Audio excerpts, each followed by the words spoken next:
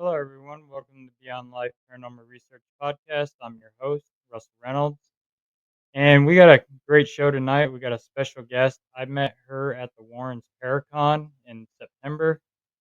And she's an actress. She's also a paranormal investigator. And we'll let her fill you in on all the details and what she's got going on. And she's here to share her adventures with us. Please welcome my guest at this time, Mallory Mack. Hi there. Thank you for having me tonight. Oh, you're welcome. Thank you for coming on. Of course. And we got one in the chat already saying Laura Cameron. Hello, Laura. Hi. Welcome in. So tell my audience a little bit about yourself and what you do. So my name is Mallory.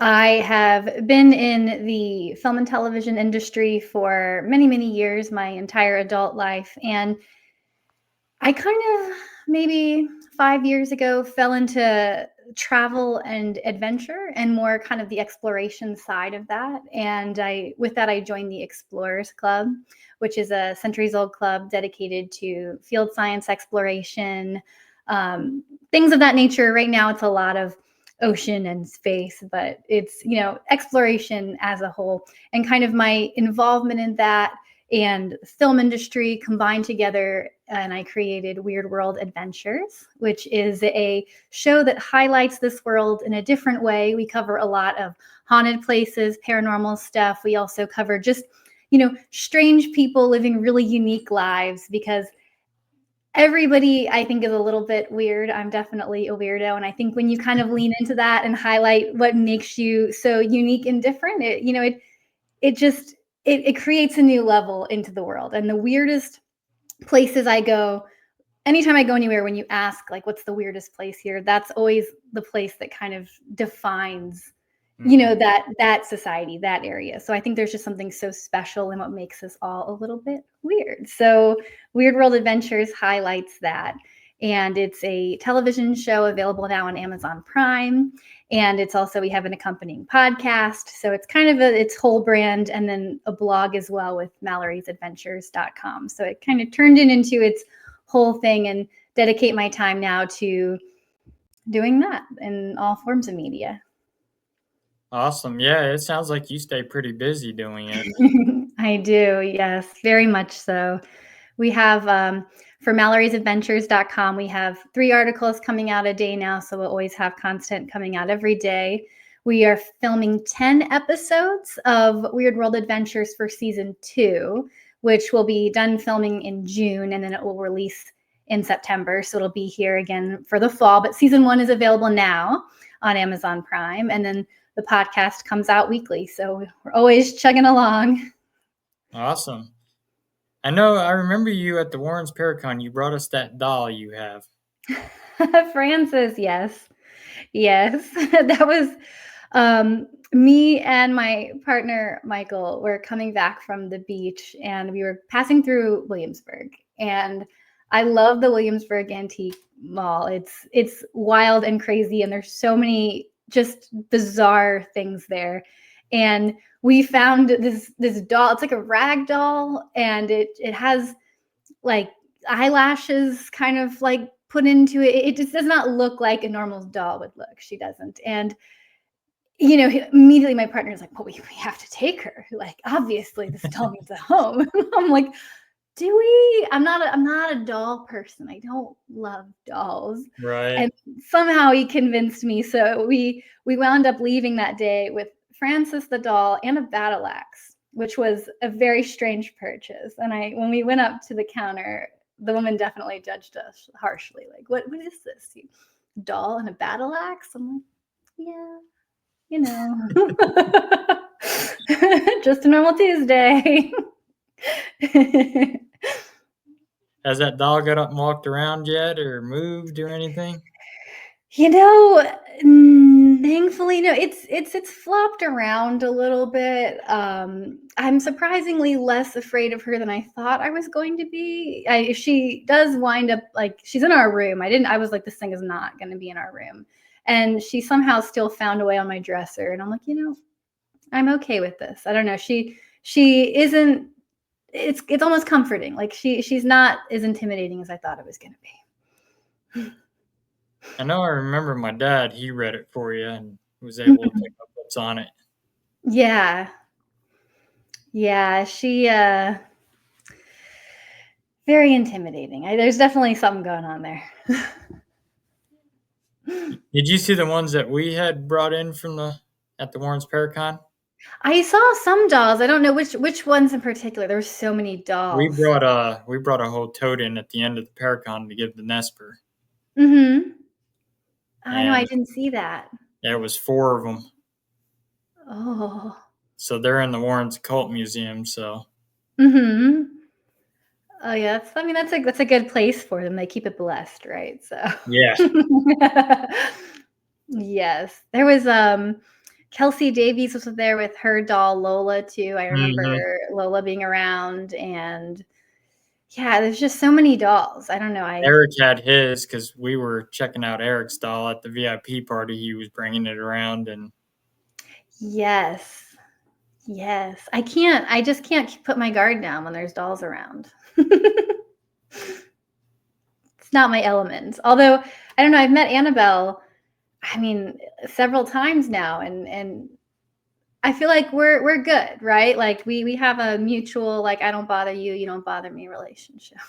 that don't always work with Annabelle though. No, I like to think that though. But yeah, I mean it's funny because I was terrified of Raggedy Ann growing up. Like I did not like Raggedy Mhm. Ann. I had nightmares about Raggedy Ann. We were not friends, and it was like known. And my brother, like into adulthood, like we just know I don't like Raggedy Ann. And I don't know. There was one Halloween where he was telling me, Annabelle is real and it's based it's based on a real doll and it's Raggedy Ann. And I thought he was messing with me because he knows I don't like Raggedy Ann. Right. And then I fell down the rabbit hole of, oh, he's not messing with me. And this is a real thing. Yeah, Man. she's I made the mistake watching one of Ed Warren's videos on YouTube, and they zoomed in on her eyes, and Mm. I ended up going to sleep that night, and I saw Annabelle, Ugh. and she's known for that. She'll connect to you telepathically if you stare Mm-hmm. her in the eyes. Yeah. When we filmed Weird World Adventures, the pilot episode, we went to the Warrens Occult Museum and interviewed Tony and everybody. And my camera guy was alone in the museum by himself, briefly just getting B-roll. Like he just like went right in and didn't expect her. I guess he wound up where she was behind him. And like he Mhm. didn't expect it and then turns around and was like, oh, like I mean he got like the pop right out of her and screams like, what's happening in there? He was like, just so you know, the doll's over there. So just don't do what I did. Laura Cameron asked who has Annabelle. The Nesper has Annabelle. It's locked up in the Warrens Occult Museum in Connecticut. Yeah, she's behind that whole special blessed sacred case with the cross on it and the sigil of Michael and yeah. Yep. Yeah, I know Father Bob was just there Sunday of last weekend, blessed the museum again. I need to I have family in Connecticut. So I'm always kind of up near Monroe. And I like we've been talking like, man, I need to go back because it's been so long and I didn't fully take in everything that was there. Yeah, they've got a lot of stuff. Yeah. It's overwhelming. It's very overwhelming. Yeah, it can be with all that pressure in there, with all that demonic stuff that they've got in there. And I know the shadow doll. She's no joke. Mhm. She Yeah. uh she was out here at Missouri State Penitentiary, and we did a session with her, Mhm. and we got some results from her, and we were downstairs doing an Estes method, and we were I was picking up on the objects upstairs. So was Dan when he was taking people around doing the Estes. They were Mhm. picking up on the objects upstairs. Wow. Oh. It's funny how I don't know, when we're in the zone, I don't know, when we're investigating or just somewhere, like I feel like I'm a different person. Like I'm on and I'm like, okay, nothing is gonna scare me, and I'm in my zone and I want to run towards anything and everything I see. And then when I'm out and like the cameras are off and I'm done, I'm like, okay, I'm done now. I don't need to be around me. And do you know Elizabeth Saint? She was in like I think Paranormal Lockdown and Ghosts of Shepherdston. Yep.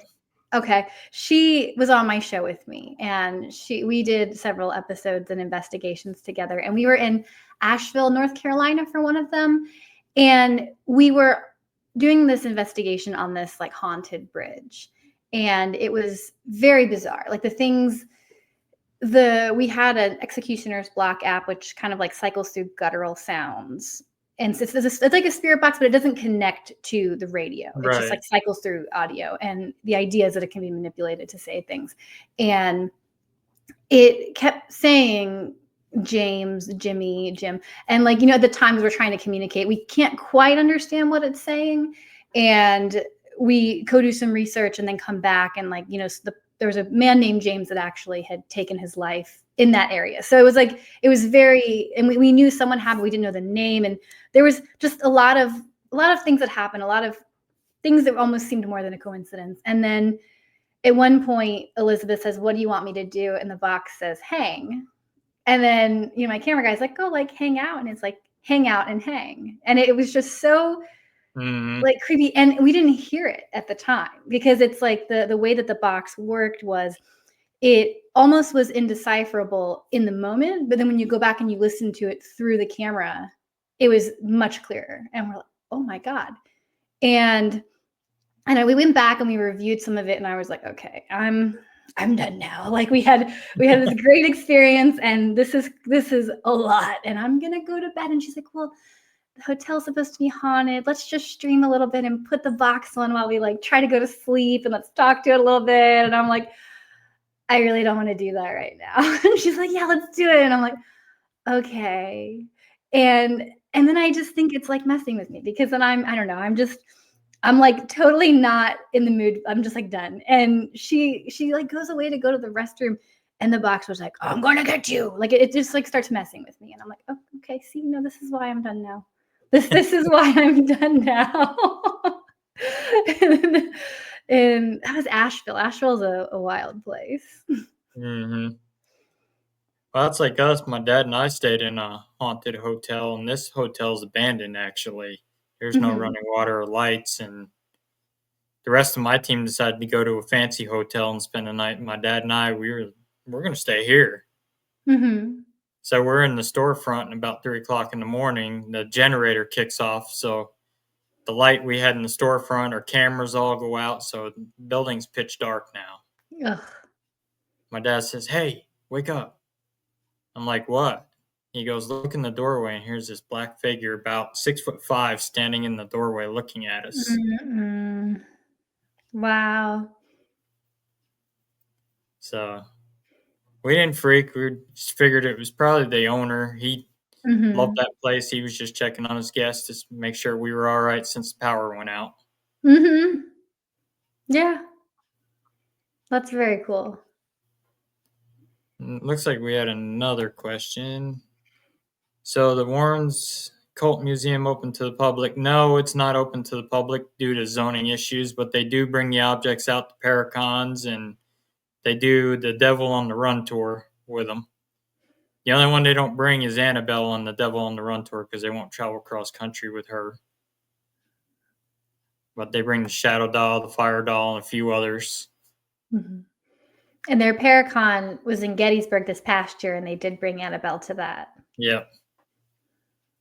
Is I think they're only like 3 or 4 hours away from Connecticut. So, Mm-hmm. have you talked to Wade to hear what they actually do to bless all that when they bring him out? No. It is they do a lot of binding stuff. He actually puts them to sleep Mm. so they can travel with them, and then when they're in the vehicle, they don't acknowledge them, they don't talk about them. They Mm-hmm. just do like a normal ride, bless car, everything. Mm-hmm. Yeah, that would be intimidating. I wouldn't want to travel in the car with Annabelle.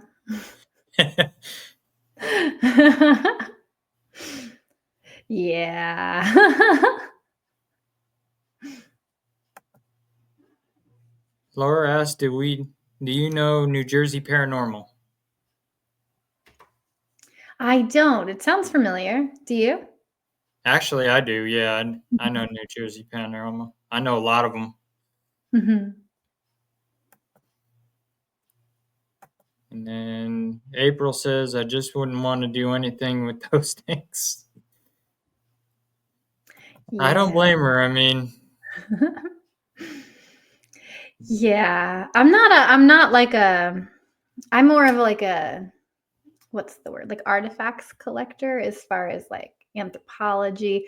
I mhm, studied anthropology, specializing in mythology, folklore, occult studies, all of the cultural kind of stuff. So whenever I go anywhere around the world, I come back with some cool artifact or something interesting. I don't know. right. It seems safer and more eccentric. So my office is adorned with all of that. Do you guys do like urban exploring on your show too? Like abandoned places and Yes, I love urban exploring. We haven't done much of it. We did an interview at the Pump House here in Richmond, which is it's like not open, but they occasionally do events there. So places sometimes that are trying to reopen. But I do want to hire a cataphile to do the catacombs of Paris, like the legit way, like where you go into, there's mhm, 200 miles of the tunnels under Paris, and only about I think a mile of it is open for visitors. And there's like hidden secret movie theaters down there. There's all these different landmarks and rooms. There's old like World War II bunkers. There's so many things, and there's an active map that people are constantly updating with like where you can get in and where you go, but you really need a guide to be able to do it. And they call right. themselves cataphiles. So I want to do that for the next season of the show, for season 3. So we're working on that. That's like the ultimate urban exploration, in my opinion. Yeah, that sounds. I've heard of it Mm-hmm. and I've seen pictures of it. Yeah, that'd be something cool to check out. I did the sanctioned mile long walk through it when I was there before, and it's unreal. I mean, there's you go through, and it's a lot further down than you think it is. I think it's like 5 stories underground. So you're going and going and going and going. And then you get down there, and there's a little ways that are just tunnel. And then there's this archway that says, stop. This is the Empire of the Dead. And then you go through, and it's just there. I mean, there's hundreds of thousands of bones just, stacked in all these different ways. And they used to, I think, bless everybody individually before they would go through. And then they did a mass blessing of it when they kind of opened it up more for the public, like, well, this is what we're going to do. And it's wild. It's a pretty crazy experience. And I did they said like ossuary in Prague too, which is like that bone church that you see all the pictures of, where they have like the Yeah, chandelier of bones and like the coat of arms. And we like doing ossuaries. nice. Yeah, I would love to go over to Paris and do some stuff. Mm-hmm. My buddy Rob Dermarest, he's done a lot of that stuff overseas, and he says it's pretty crazy over there because he was on Ghost Hunters International, so Yeah. they went and they were all overseas, and then he did Haunted Australia, and he says it's Mm-hmm. crazy over there the amount of paranormal activity you see over there. I mean, it makes sense because I mean, we're the Europe at least is so old. The like there's so much history there. And we just kind of like scrape the surface of having history here. Like, at least the places we go, they're not that old. The places you go in Europe, they are old. Yeah. And there's just so much there.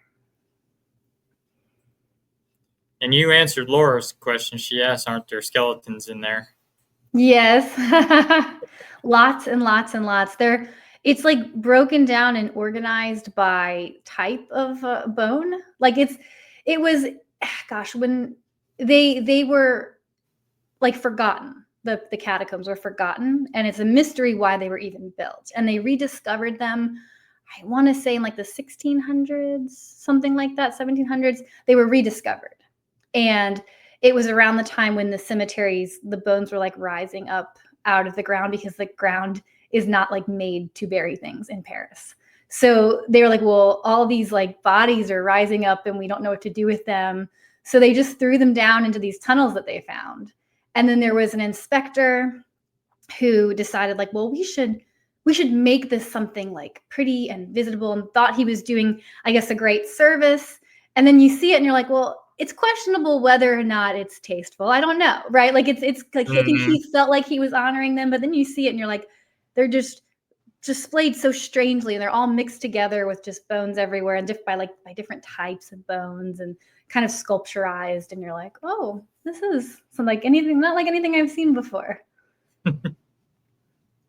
And the Sedlec ossuary in Czech Republic is under a church, so it's like supposed to be a religious thing, which is interesting. Greg asks, "Have you been to the catacombs off the Appian Way in Old Rome?"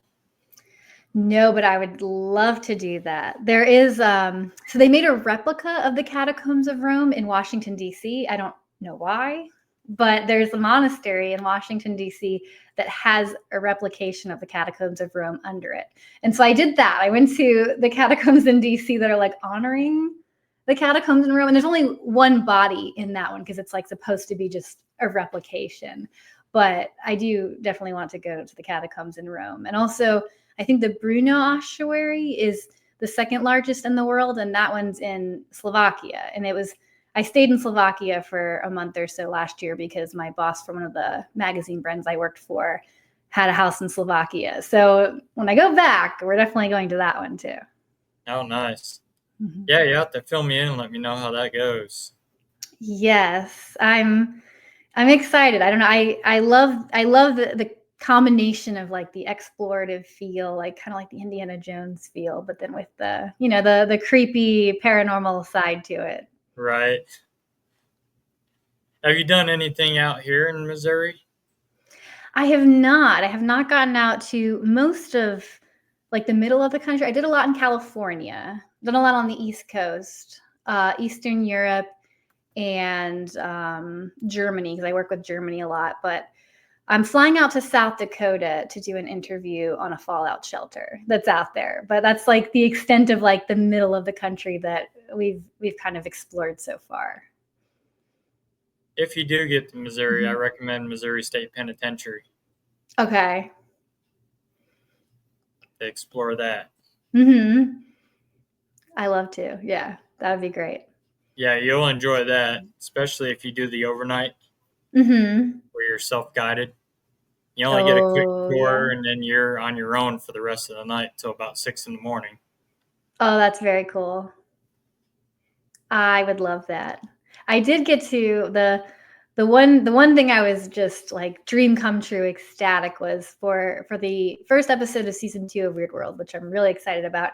We got to stay the night in Dracula's castle Oh, in nice. Transylvania in Bran Castle, and I was so excited. It was just a dream come true. And we had like someone we interviewed about the property, and he was so passionate about it. And he really, it was like he believes in vampires, right? I mean, like just when you'd ask him Mhm. questions, it was like it was just ingrained in them to like, oh yes, this is real. Like this really Right. happened.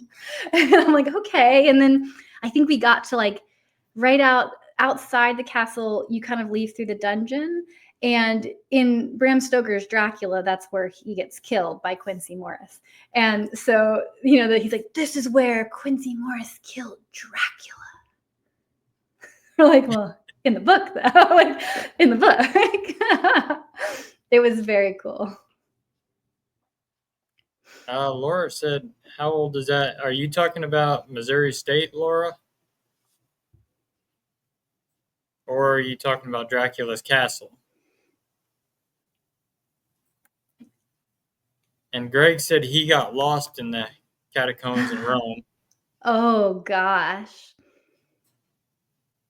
And That would be terrifying. Victoria says, "Hell, Greg, I get lost in Walmart." Oh, that's pretty good. Laura, Missouri State was built in the 1800s, and it's the bloodiest 47 acres in Missouri. They've had everything from guards get killed in there to inmates.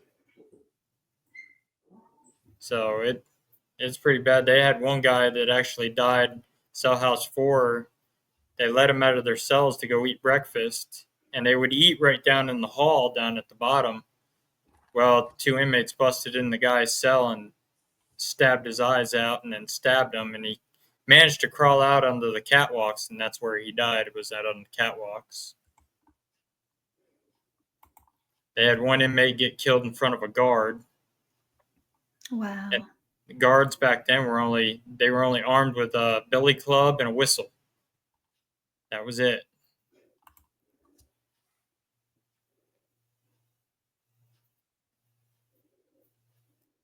So that place is pretty active, Wow. especially in the dungeon cells. You go down there, you'll get activity down there. They housed the firebug JB down there, and he stayed down there for like 18 years and went blind because all the cells had no lights in them. They were dark. Hmm. They bring him out like once a day to shower into the hallway where the lights were, and then he was right back in that dark. Wow. He had some guy when he got out write a book for him out about being in the dungeon for 18 years. He got shoved down there for setting the prison on fire, which killed a guard and several inmates. Hmm.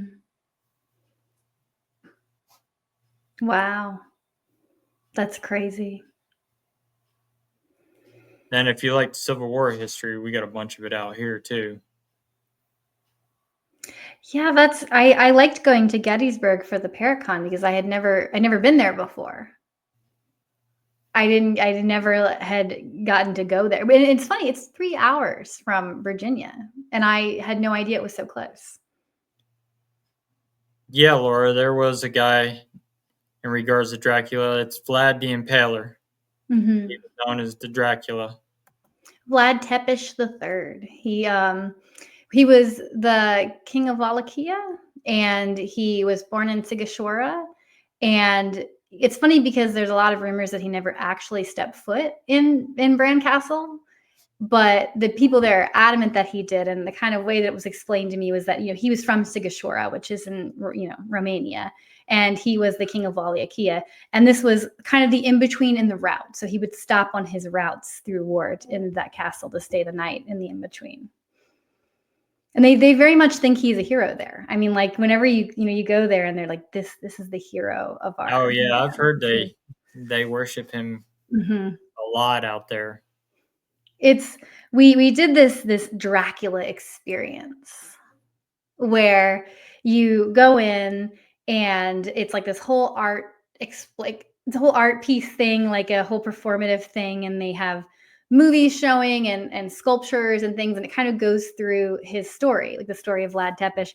And your whole thing is he a hero? Was he a villain? And they obviously want you to be like, oh yeah, he was a hero. And they had us hooked. And then you get to this one room and you're like, well, I didn't like peasants or homeless people. And you're like, oh, I don't think this is going to end well. So I Right. invited everyone that was homeless and poor into this giant banquet in the city. And it's like, okay. And I asked them if they wanted to stay homeless and poor forever. And they said no. So I burned them all to the ground. And you're just like, oh, okay, all right, maybe we shouldn't have put that one in there. And then, you go through it at the end. They're like, well, do you think he's a hero or a villain? And everyone's saying hero. And we're like, but did you guys see the room where he burned everybody? Remember that room? They said he used to impale people. That's why they gave him the nickname Vlad Mhm. the Impaler. Yeah, on in the battles, yeah, he would impale his enemies. Yeah, fun guy. Yeah, sounds like it. They also recently had reevaluated some of his DNA, and they believe he might have had hemolacria, which is a condition which would make you cry blood. It's like a weird blood condition, so that could have like kind of contributed to some of the vampire, lore. This because this guy's crying blood. Greg said try Brushy Mountain in Tennessee or Bayou at St. Albans. Mm, sounds good. I've been out in Tennessee a lot this year for Weird World, and we're writing a book about the haunted hikes of the Great Smoky Mountains for Falcon Guides. So, Yeah, Brushy Mountain's a good place. mm-hmm. The one inmate that was in there that assassinated Martin Luther King, he was housed in Missouri State Penitentiary out here, and he escaped from here and then assassinated Dr. King, and then they caught him and they housed him in Brushy Mountain. Mm-hmm. That's very cool. We were. Have you heard of the Brown Mountain Lights? Yep. Okay, so we went to Wise Man's View to see the Brown Mountain Lights for the first season of my show a couple years ago, and it was just so foggy we couldn't see anything. So when we were in the Smokies this last time, we came back through to do it again to try to see the Brown Mountain Lights, and we did like we saw. I mean, it's funny because my partner was like, "We're not going to see anything," and we like. I mean, the whole time we were there, it was unlike anything I've ever seen before. It's wild, and they think now that it's ball lightning, which is it's like very unexplained, and it's Yeah. not what you would expect. Like I don't know. It looked like the first thing I saw looked like a firefly, and I'm like, well, there's no. Why was there a firefly out here right now? And then all of a sudden, it just like pops, and there's like 15 little fireflies swerving in and out of each other. And then you're like, okay, well, I see why they would call them ghost lights, or they kind of look like fire Yeah. embers or fairies just like scattering about. And I'm like, what was that? And then there's just this bright light just like shining on and off, like kind of around it. And it's all below you. Like I'm thinking it'd be out in the distance. It's like just kind of right Right. here below us. I'm like, what is it? It was unlike anything I've ever seen before. We It got was something very, similar to that here in Missouri, down in Joplin, Missouri. It's called the Joplin Spook Light. And it's just like mm-hmm, this big white ball. It gets about that big of light in the sky, and they couldn't figure out what it was. They've had military, NASA, everybody check it out, and nobody could debunk it, figure out where it's mm-hmm. coming from. Wow. That's crazy. Yep, it just appears in the sky. People come from miles around and they'll park on the side of the road just to watch it. Mm-hmm. We had another question for you. What is the name of your show again, and how do I watch? Thanks. Thank you. It's called Weird World Adventures, and it's on Amazon Prime. If you search Weird on Amazon Prime, it should come up, but Weird World Adventures.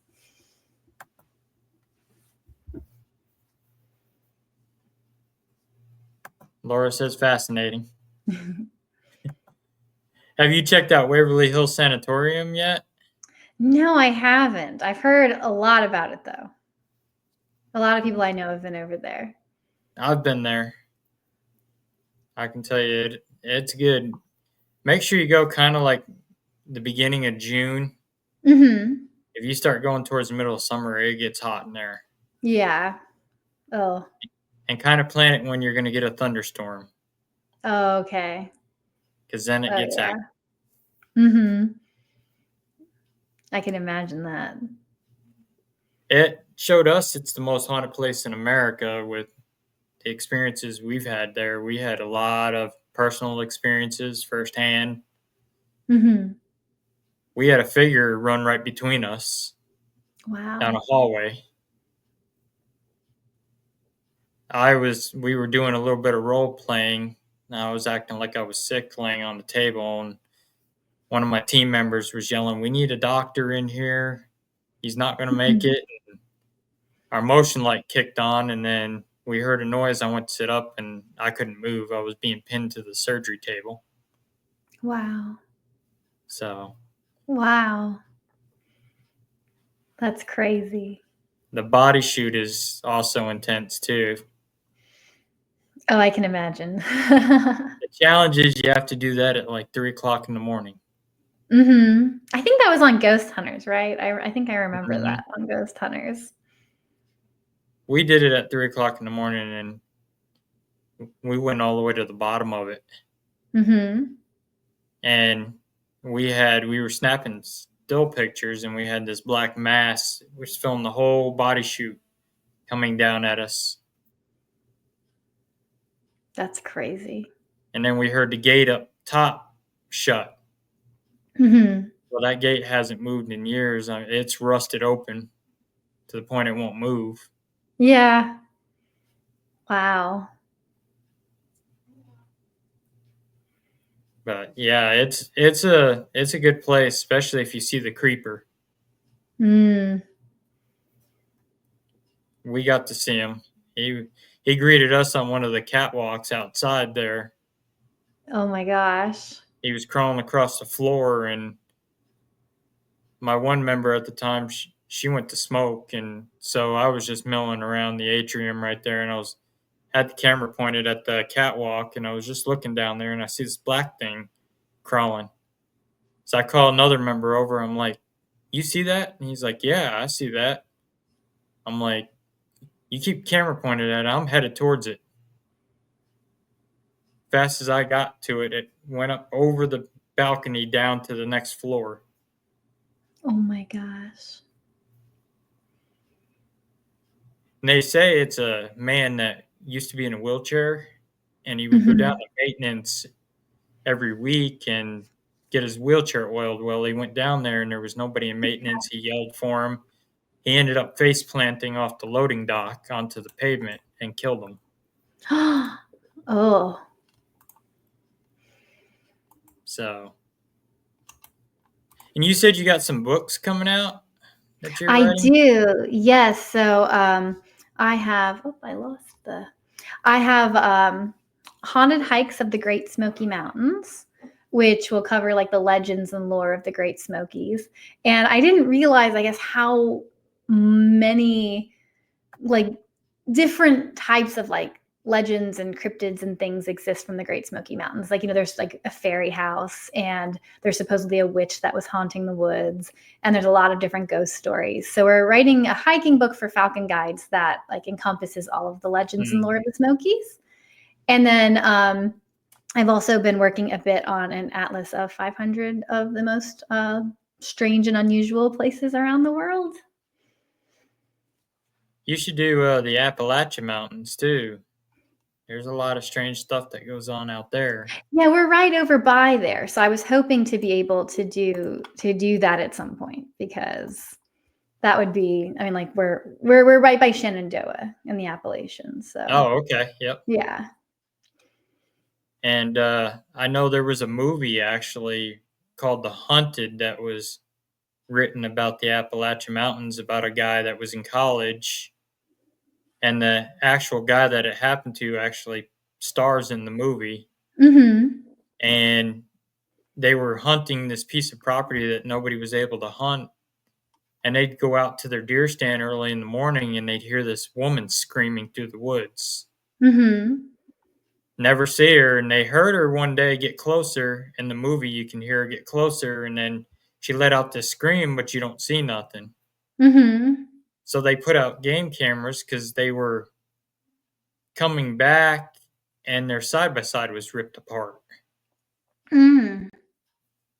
So they put up a camera on the tree. So next morning when they parked there, they come back that night and they caught her on camera. And then that woman was screaming through the woods and she grabbed a hold of his cameraman. They were filming a hunting show Yeah. and it drug him through the woods. Mhm. But I guess the legend is that she lived in a cabin up there and she had an abusive husband. He would beat her, and that's why she'd be screaming because he was beating her all the time. And she ended up taking a shotgun and shooting him and then went down by the river and killed herself. Oh my gosh. Wow. So that's one of the urban legends out of the Appalachian Mountains. Mhm. And I know they got a lot of cryptid activity out there as well. Mhm. Yeah, we'll have to. We were trying to do one with the Shenandoah, but everyone just loves the Smokies so much that it wound up like, well, we should do the Smokies first. Yeah, I mean the Appalachia, you got that all the way from West Virginia all the way down. Yeah. It even stretches in the parts of PA going towards Gettysburg a little bit. Mhm. Laura asks, "What's cryptid?" Cryptids are like your Bigfoot, your Grassman, Rougarous, stuff like that are your cryptids, which are a little different than paranormal. They try to say Bigfoot is also part of the paranormal realm because they do shapeshift. Then you got the one that's down in New Orleans that they Chupacabra is another one that's a cryptid. Yeah. Mothman, Jersey Devil. Comes from cryptozoology. It's anything that hasn't quite been discovered officially as an animal yet. Yep. I have a buddy that does Bigfoot researching out here in Missouri. He goes down to Mark Twain National Forest Mhm. and does a lot of work down there. And he told me he had one actually vanish in front of his eyes, transformed to Wow. like an orb, and just disappeared. That's crazy. Because we're supposed to go out on an expedition with him, and we're going down to check out the haunted cemetery that's in the middle of Mark Twain National Forest. Mhm. That's very cool. I love random cemeteries in the woods.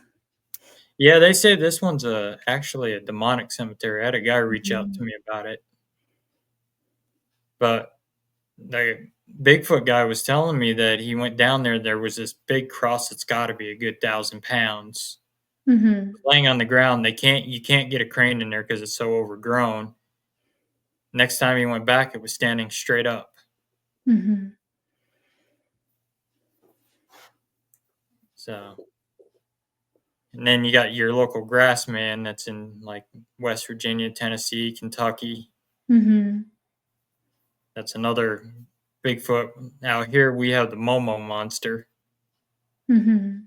which is smaller than your average Bigfoot, but he's a lot more hairier, aggressive, and he's got 3 fingers on each hand, red glowing eyes, and 3 toes on each foot.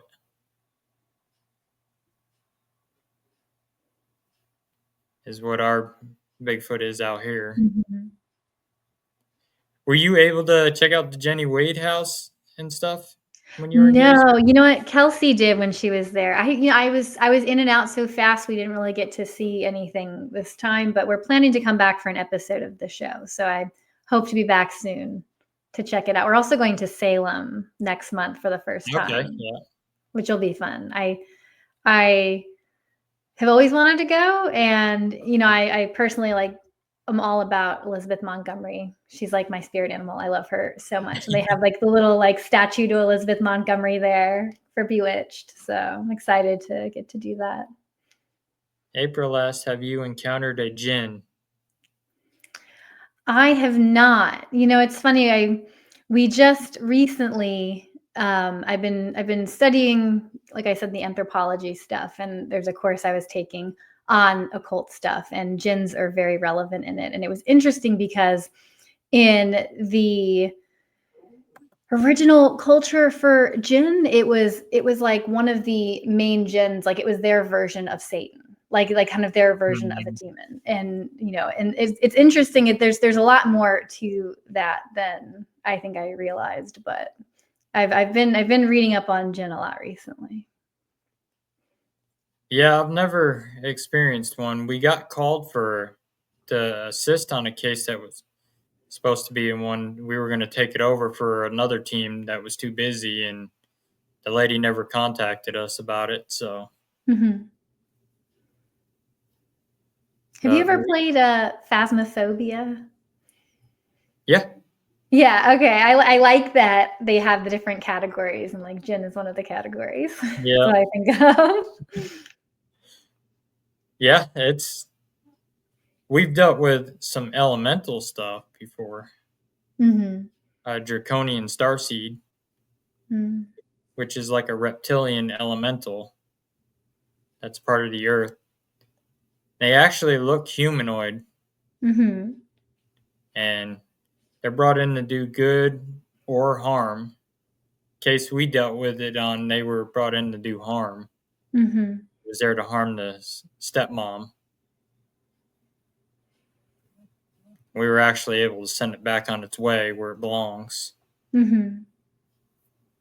So you'll find them in your travels when you're out and about. That's crazy. Thanks, Greg. Thanks Thank for tuning you. in. April says there are snake entities and ancient writings everywhere. Yeah. It's interesting how many cultures have the same legends and myths that are just presented a little differently, but they're very similar. A lot of those legends kind of, it doesn't matter where you are in the world, you find similar pieces of the same stories everywhere. Yep. Well, that's like how we were talking backstage about Seven Gates of Hell, Mhm. how they're all over the country. Yeah. It's it's really, yeah, and the one in New Orleans, it's like specifically from voodoo and the voodoo religion. Hmm. And I we did an episode on voodoo for season 2, and I very much get into the whole voodoo scene because it's not what you would expect it to be. Like there's Haitian voodoo, and then in New Orleans it's very much like voodoo Catholicism.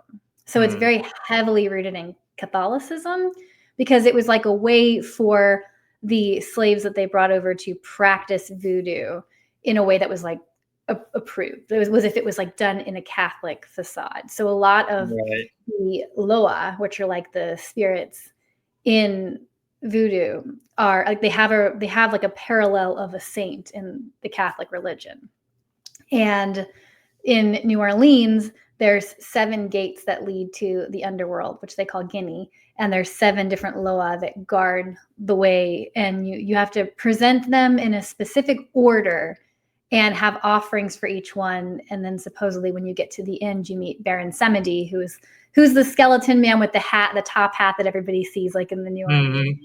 Yep. stuff. He's the one that greets you at the very end that takes you to hell. Yeah. I don't think I want to meet him. Try to stay away from that voodoo stuff. And It's interesting. I feel like it gets a very bad rep. Like it's more holistic than people I think realize because it's hmm. become the way that it has been perceived and demonized in our culture has made it into something that it's not. Like it didn't start out that way, and it kind of like has become a representation of something different. Right. Like the voodoo doll was originally a patient chart. Like you would see a voodoo doctor, and they would put the pins in the doll as a representation of you to say, okay, well this person has a headache, and it's this, it hurts this much, so we're going to put 2 pins Right. in it in this spot. And it was kind of more of just a piece of information, and then it was seen and misunderstood by people, and then all of a sudden it has a different connotation and a different meaning, and you don't think of a voodoo doll like that anymore because that's just like it was moved and misunderstood and brought through the times, and now it has a different meaning. I had a lady bring me one back, a voodoo doll, and it had the instructions right on the back of it on Hmm. how to use it against people. Yeah, And I was like, there's a nope, lot I'm of not keeping this thing. there's a lot of like, it's hard to cipher through like what's traditionally and like actually voodoo and what's like tourist. It's become so touristy too. Like they Mhm. want it to be like available in the way you would think it would stereotypically be available to tourists when you go. So there's authentic places, and then there's like the tourist places. Yeah. Hmm. Well, you have that even with psychics too. You got your tourist psychics and you got your real ones. Mhm. Yes. So that's how that goes too. And but I'd love to go to New Orleans, check out Myrtle's plantation. Yeah, the Myrtle, that's on my list of places to go. I love Myrtles. Yeah, it's on my list as well. We're part of Cold Spotters, Mhm. which is in British Columbia, Canada. That's founded by Amanda Quill, and we were supposed to do a Cold Spotters road trip to Myrtle's one year. Mhm. That would have been good. There's a photograph from there that's like one of the most compelling like ghost photos that I've ever seen. The one that captures like the two kids on the roof and like Yep. the yeah, and Chloe, I think her name was, like on the side. Oh my gosh, that picture, it gives me chills. April wants to know, would you ever want to go to Antarctica? I really want to go to Antarctica. It's funny because I'm a bad explorer because I can't do boats. I'm just not a boat person. And in order to get to Antarctica right now, like part of it has to be done via boat. Yep. And I would do it, but it would be horrible. But I do want to do it. And I'm also a penguin person. I volunteer on expeditions sometimes, and I work with penguins. And I've worked with African penguins on Robben Island, and I've worked with Magellanic penguins in Argentina. So I'm all about penguins. So I mean, I definitely want to go see the Arctic penguins. You know, I've only worked with warm weather penguins, but it'll be brutal. I just know it'll. I can't even. I dive, like I scuba dive, and I do shore dives. Like I can't even be on a boat for like 10 minutes. So. Yeah, that's gonna be cold up there though. I've done the Arctic Circle up north. And if you have like, they'll give you like jumpsuits. Like if you're in the Oh full yeah. on thermal jumpsuit, you're good. You know, it's like you just have to be very well outfitted for it. It's the polar nights and the like eternal days that just throw me because if you go in the winter, if you hit it at the right time, there's no sun at all. And then, in the summer, it's sunny all day and night because of where you are. You miss out on like, the Right. days. And that one, like when I went, it was no daylight, and that really messed with me. Sounds like Alaska, because I know Alaska gets that as well. Hmm. Yeah, it's around I think the same like is it latitude line? Yeah, I Up think so, there, yeah. yeah. It's like I think it's around the same one, so it's up where you can see the northern lights and you don't get any sun sometimes. Yeah, Laura's right, too much, darkness and then light. Mhm. Yes, it was a cool experience, but I got, like, very sick when I was up there, and I don't fully quite understand what it was or what happened, and I think part of it was just, like, not having any sun, but I was unwell when I was up there.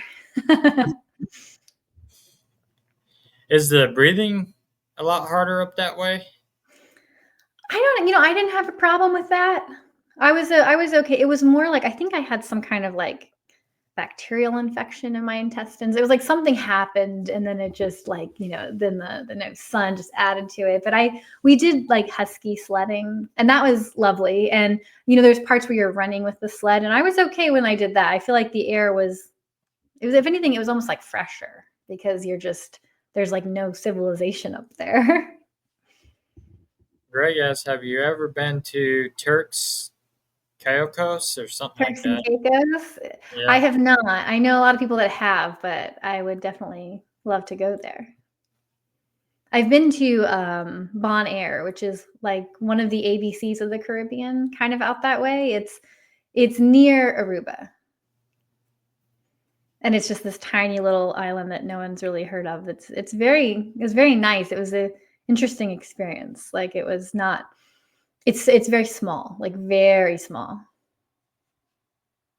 Oh, wow. Yeah, I've never been out of the United States yet, so. Really? Oh my Most of gosh. my What are you travel's waiting been for? most of my travel's been here. We're always so What's the busy around here getting called all the time, so it's hard what's to your dream place? Like, where's the place you want to visit outside the country first? Ireland Oh, really? Yeah, that's a good one. because my family comes from Ireland.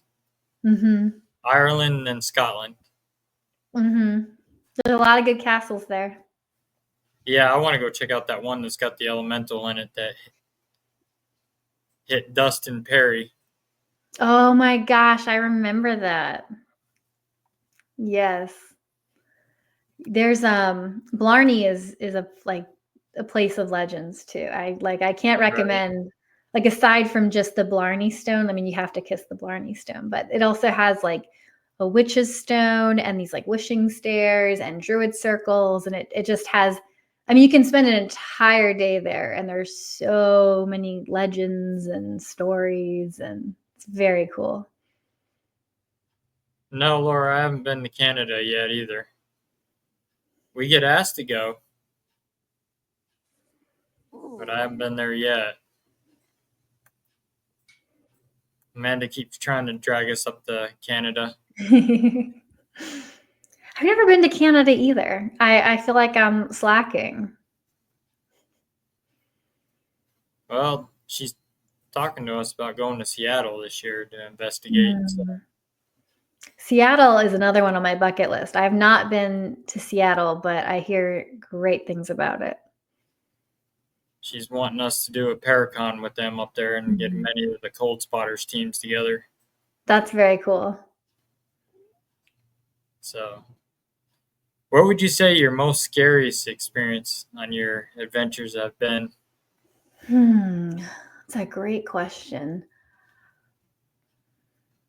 You know, I don't know. I don't know if I've been, I think the eeriest, like definitely the eeriest would be Robben Island, which I did a penguin research on Robben Island, and it's an island off of the coast of Cape Town in South Africa, and it's where they held Nelson Mandela. So it has a lot of history. It was a an Irish colony, so they have like an Irish graveyard on there. And then it was a leper colony for a while, so there's a leper graveyard, and really the entire island is just like graves from the lepers. But then they just fenced off like a tiny part for tourists, like, oh, here's the leper graveyard.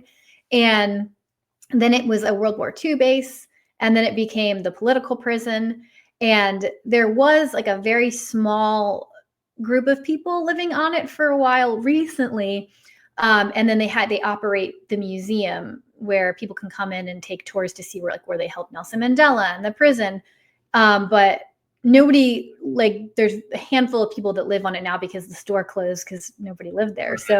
So if you're on the island, like, you have to go off on a boat to just get supplies and groceries and all the normal stuff. So it's like pretty desolate and like abandoned, minus the people that operate the prison tours occasionally, and they boat tourists out 3 times a day for that.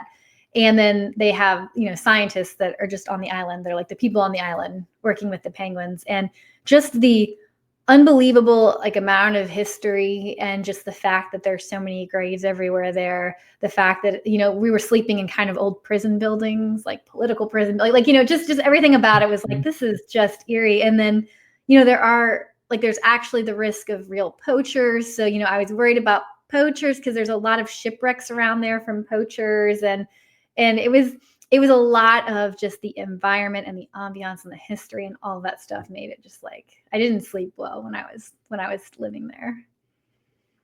Sounds like that old mining town that's in Montana that you can actually they pay you to be a tour guide and you can live there, Mm-hmm. but there's no grocery stores, nothing, and it's a long way in, long way out. Oh yeah. It's like you stock up for weeks at a time and be like, Yep, okay, this is what it's going to be, and we're going to go out X amount of times, and in the winter, you might not get off the island, so you better prepare. yep. And that Hmm. in Montana, they get a lot of snow down through there. And one guy that said earlier, Ed Fry, he's from Montana. He was telling me about it, Hmm. and the state of Montana will pay you to actually take people on tours there during the summer, and Yeah, they will let you live there. But there's no electricity, no internet, no phone service, nothing. that sounds too disconnected. I And would like being disconnected, but that's too disconnected. and the town's haunted as well because it's an old mining town. Mhm. So I mean, it sounds like a fun place to visit, but not to live. I'd probably be investigating every night if I lived there. Mhm. Laura says no way.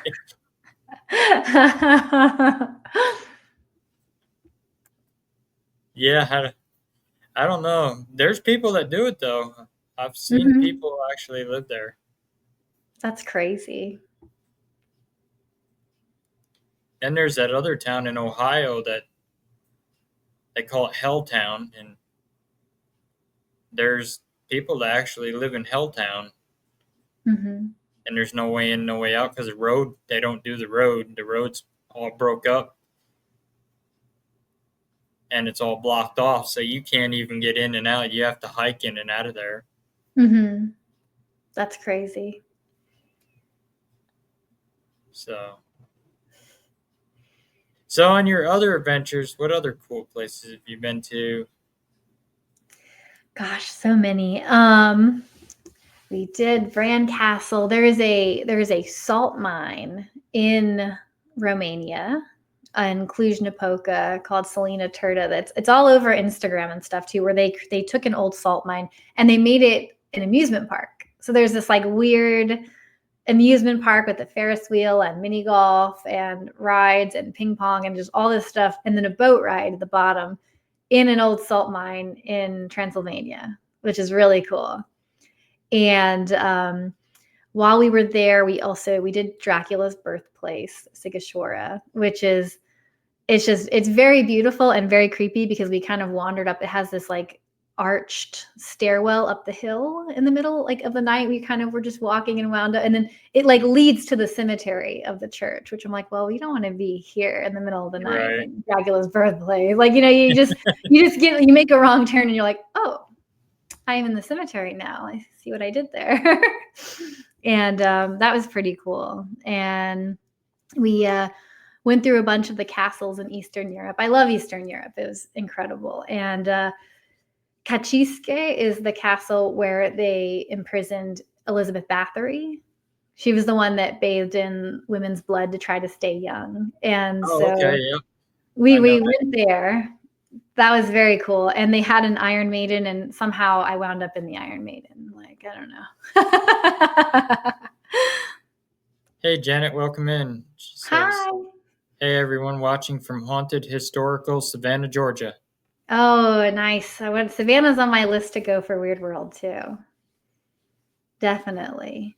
And then Laura had a question. Isn't there a road that's on fire? Yeah, that's Silent Hill, Pennsylvania. There's Mm, the fire under the ground. That's why the town is all full of smoke and ash.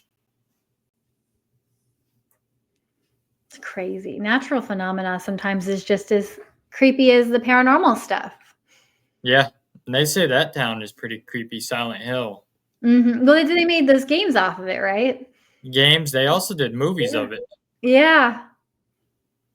I knew that from the games and that whole Yep, universe. yep, and they did all those horror movies of Silent Hill. Mm-hmm. Just like Hill House too. I love the new version of Haunting of Hill House that they did. Mm-hmm. It was so good.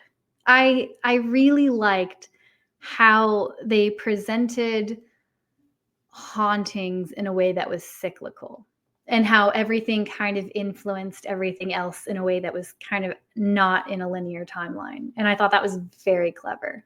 And the mom kind of was psychic and was trying to prevent the things she was seeing from happening, and then it kind of made them happen by trying to prevent them from Mm-hmm. happening. And just the cyclical nature of it, I thought it was just very clever.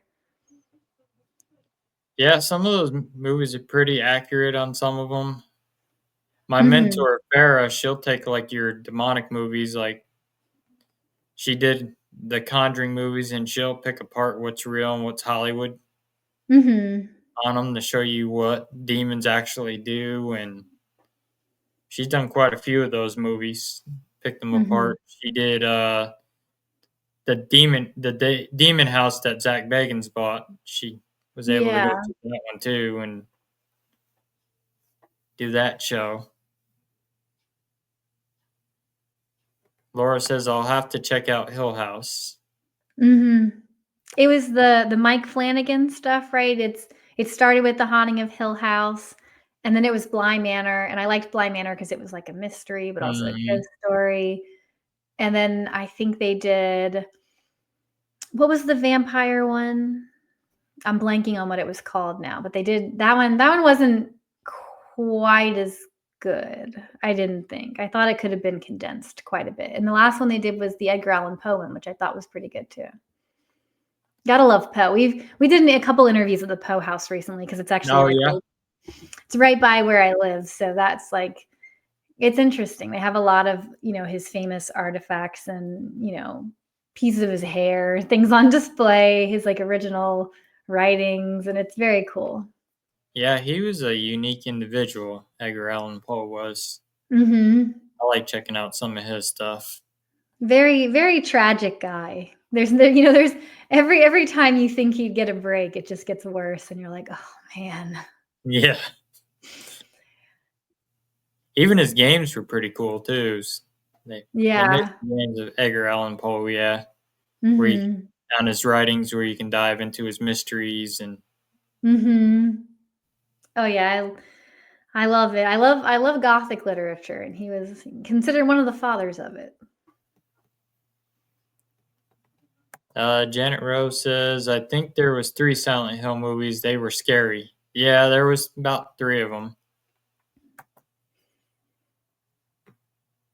and I'll get into all that horror genre.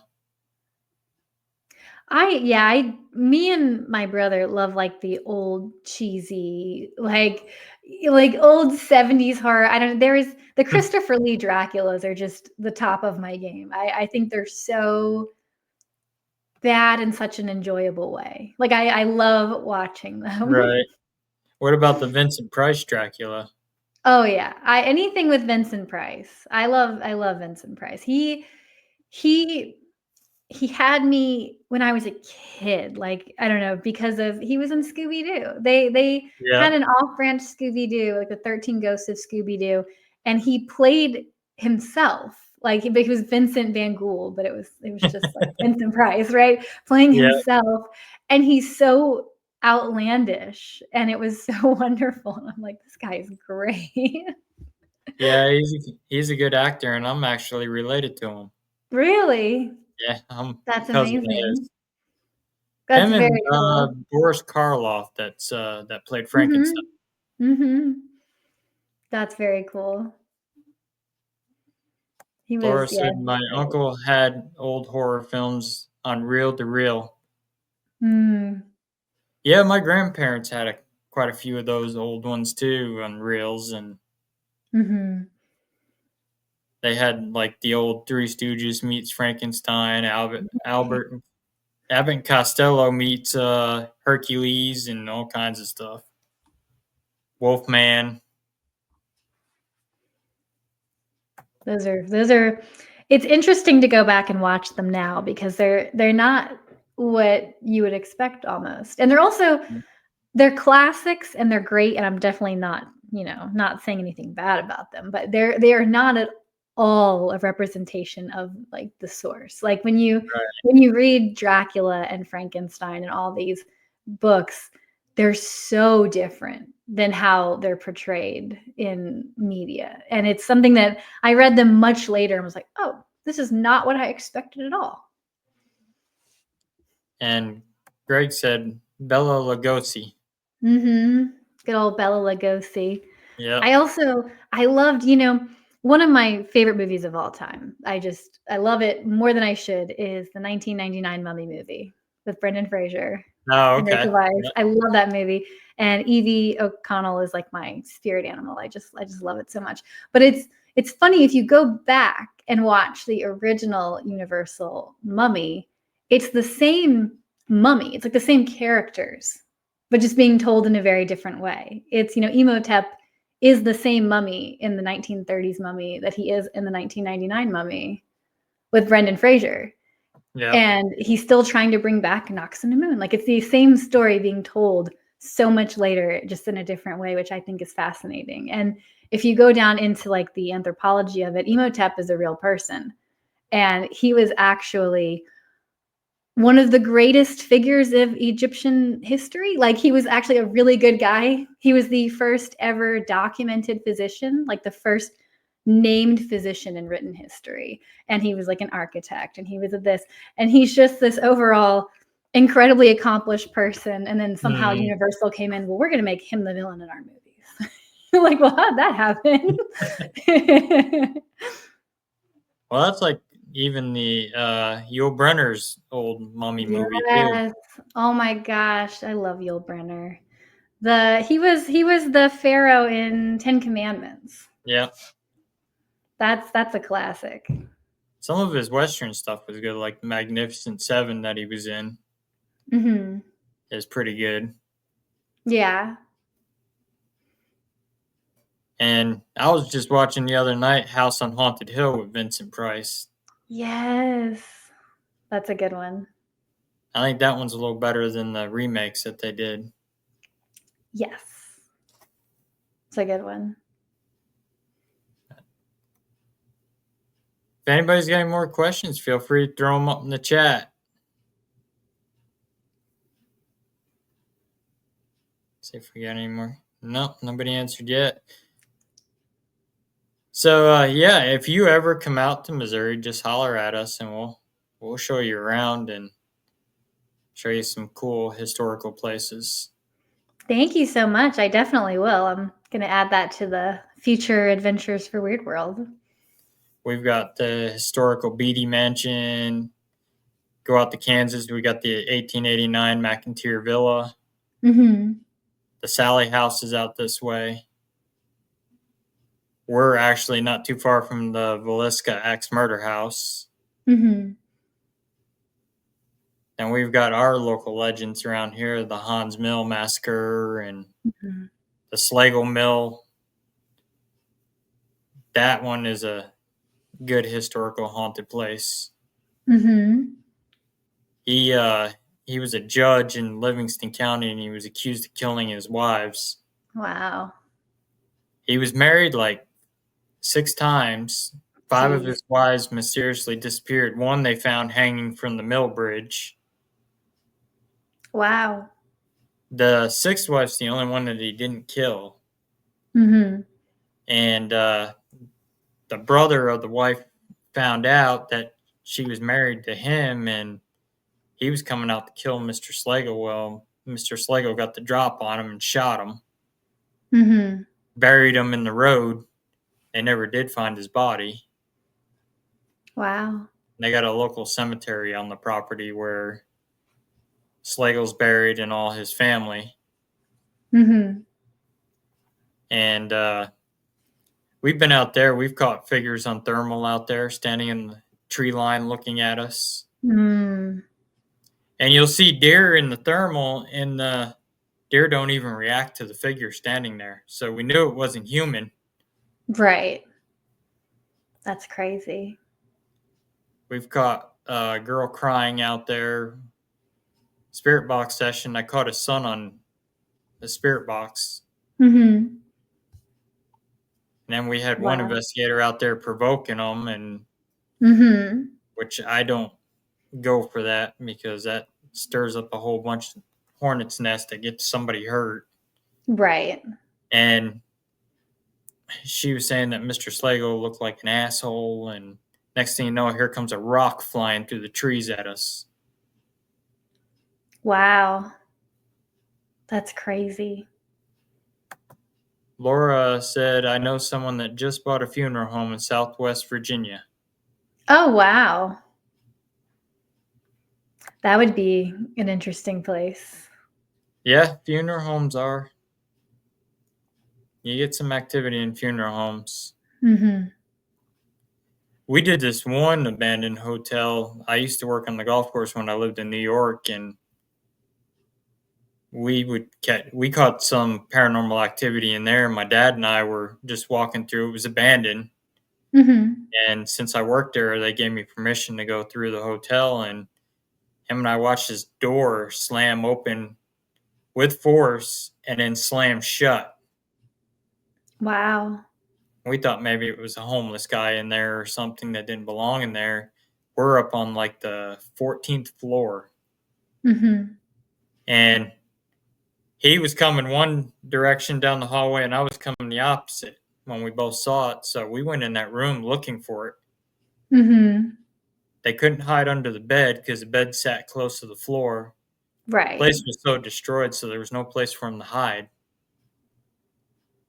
and there was nobody in there. Wow.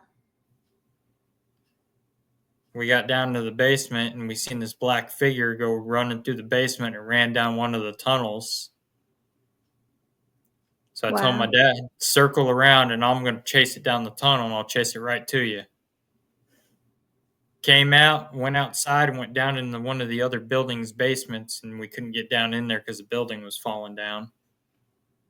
Wow. April Mueller said, old military buildings that used to be a morgue, been in one of those. Mm. Yeah, morgues are little, like Waverly Hills Sanatorium morgue is Mhm. active, especially if you slide in one of those Oh on one of them gosh. slabs inside there. Mhm. Yep. That's one of the other Waverly Hills challenges. You have to do it for 15 minutes by yourself in there. Oh my goodness. I don't know if I could do that. Maybe. It's Trust me, it's not that bad. You just psych yourself out, right? That's just really Yeah, what it is. if you let Yeah. it weigh on your mind, you psych yourself out when it comes to it. You Mhm. just go in there and do it, and just focus on what you're doing, and it don't bother you. Mhm. Laura says I went on tour of Liberty Island where there was a hospital. I've heard of Mm. Liberty Island.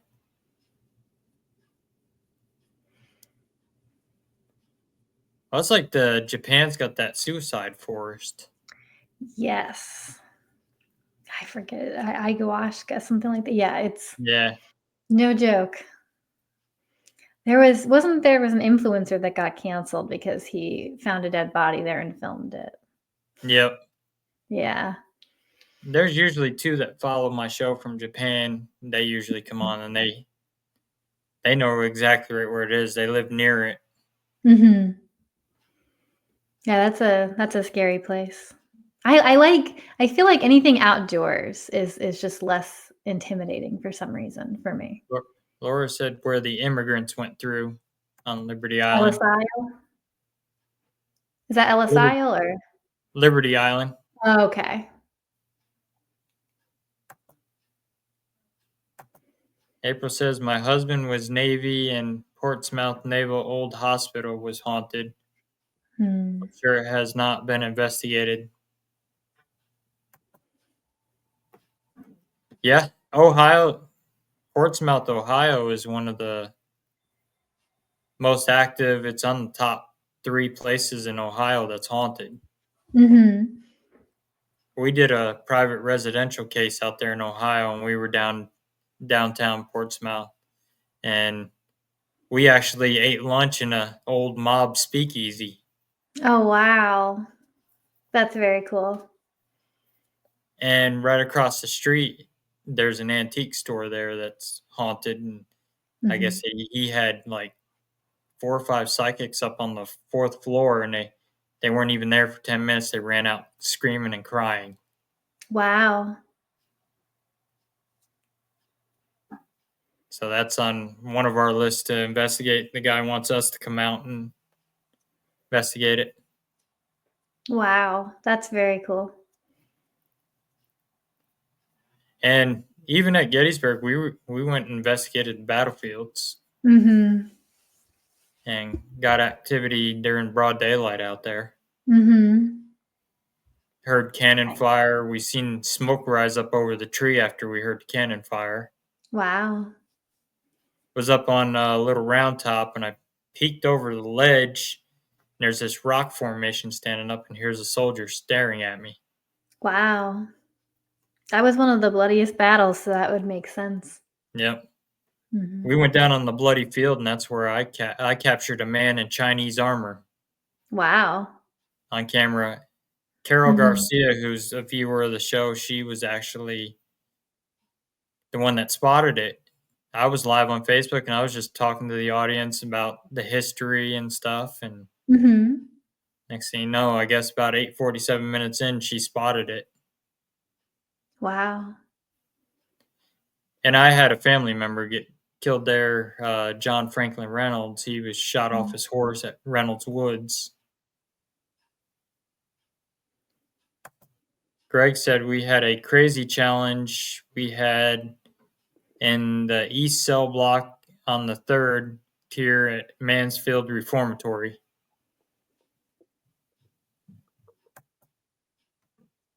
That's on my bucket list to investigate.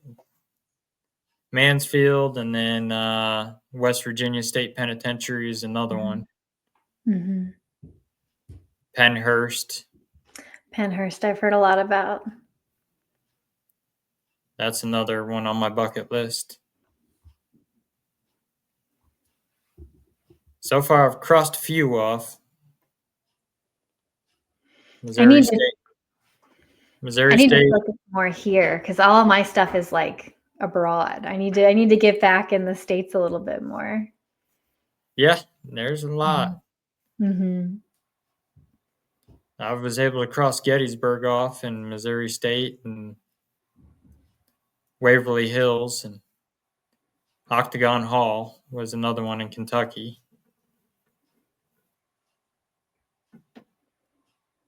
And Greg said if Triangular Field, yeah, that's an active hotspot in Gettysburg. Mm. That's just right behind Devil's Den up there. Okay. What about the one on the island? Are you talking about Alcatraz? Mhm. Alcatraz is legendary. That's on my list too to investigate. They say that's pretty haunted. I remember Ghost Lab was out there. Mhm. That's one of their favorite places to investigate was Alcatraz. Mhm. Well, that used to be a military base, I believe, before it became a prison. And it held some very famous people there. Yep, Al Capone, Mhm. Babyface Nelson, all kinds of. We just did when we were in the Smokies for Weird World, we did like a tour of Alcatraz East, which is like a crime museum that's over there, Hmm. and they had like a display to show you what Al Capone's cell looked like, and just in comparison to what it's like, as lavish as it could possibly be. Like he was treated very well in his cell. Yeah. Well, he's still his cell over in Eastern States Penitentiary in Mhm. Pennsylvania. He was housed in there too. They still got his cell set up from when he was in there. Mhm. He had a bookshelf, a lamp, belt Mhm. chair. The whole shebang. He's got ties out here. He used to own a hotel out here in Missouri. Oh, wow. And it's actually for sale right now. Somebody opened it up as a bed and breakfast, and they ended up putting it up for sale. We actually did an investigation not too far from there at somebody's house. Wow. Greg said the Birdman of Alcatraz. Yep. April asked, ever look at Edgar Casey stuff? I heard Yes. he had a place in Virginia somewhere. Yeah, so the Edgar Cayce's Association for Research and Enlightenment is in Virginia Beach, and I frequented there when I was younger. And it's a spiritual center. They focus on kind of psychic phenomena, things of that nature, and they also have like a wellness center there. And it's an interesting place. And That's in Virginia Beach. And then there's also, we featured them in the first season of Weird World too. And then there's also a strange, like completely unassociated counter place that's in, it's in Faber. It's near Charlottesville, called the Monroe Institute. And I do some blog writing for them too. And it's like a center that focuses on inducing different states of consciousness through audio technology. So they're using like binaural beats and things like that to kind of shift you through altered states. And the idea is like they focus on having out of body experiences, but there's a lot of other things, that can come from that too. And it's interesting because the ARE, Edgar Cayce Center, and the Monroe Institute, they all have the same kind of belief systems, but just a different way they articulate it. So they have like different words that mean the same thing across both of them, but they're strangely enough both in Virginia, though I don't think it was like, intentional, but like Edgar Cayce came to Virginia to be by the water. And then the other one's like in the mountains near Charlottesville. Oh, wow. That's pretty cool.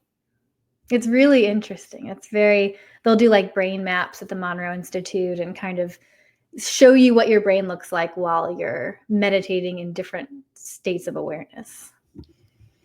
Laura said, I swear I had an out of body experience.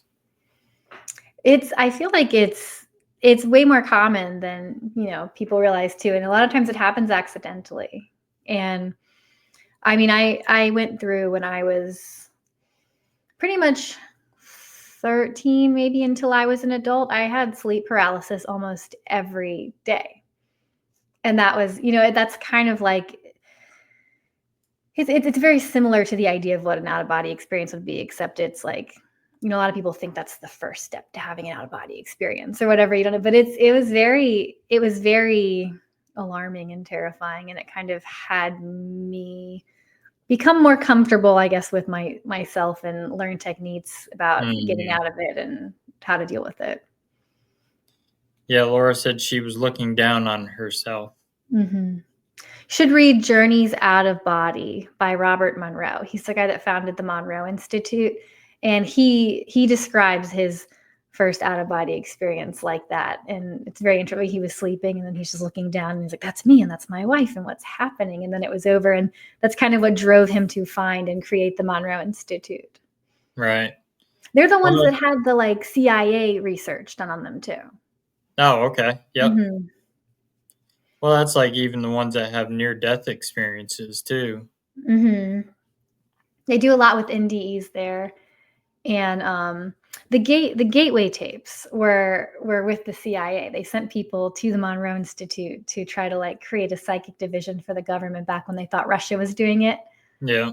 And it's fascinating. There was a whole file they declassified on that a few years back when they did those declassifications, and it's really interesting.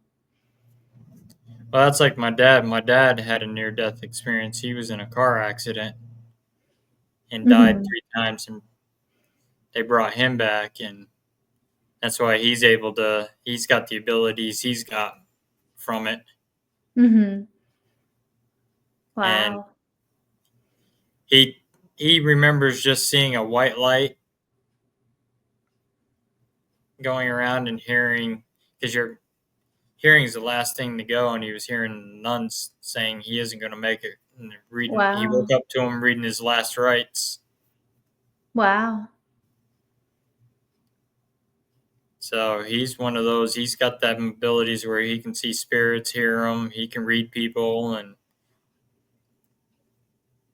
well, you saw it when he read your doll. So Yeah. he told me to tell you, said hi. He remembered who you were. Tell him I said hi back. Oh, he's watching. So yeah, like Greg Koss said, remote viewing is another thing. A lot of people do that. Yes, remote viewing is also at the Monroe Institute. I'm terrible at it. I can do it. I mean, I had a near death experience at 12 and died and came back. I had a seizure because I was running a severe fever. And now I have that abilities too, where I can see him and hear him, and So I use it in this field to help people with our cases that we do, and Mhm. because we deal with a lot of residential cases more than like your famous places. We do a lot of residential. Mhm. Mhm. That's always more interesting to me. I don't I liked the original ghost hunters when they just went to people's houses. I Yeah, thought that was more I was more connected to that. yeah. It's an interesting because you've got a lot of different energies going on, Mhm. and then you're more of like a doing psychology.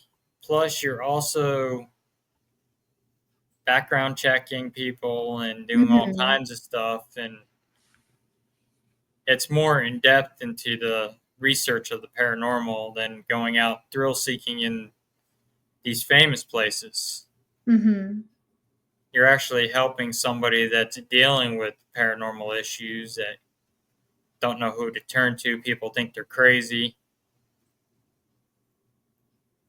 It's like Mhm. Tony and I were talking, Tony Sparrow and I, we were talking about like some of these ones that get diagnosed schizophrenic and people are thinking they're crazy, so they lock them up in a mental institution. How do you know they're not dealing with something else? It's not schizophrenic, it's maybe something paranormal, something demonic. Mhm. You don't know that for a fact. Mhm.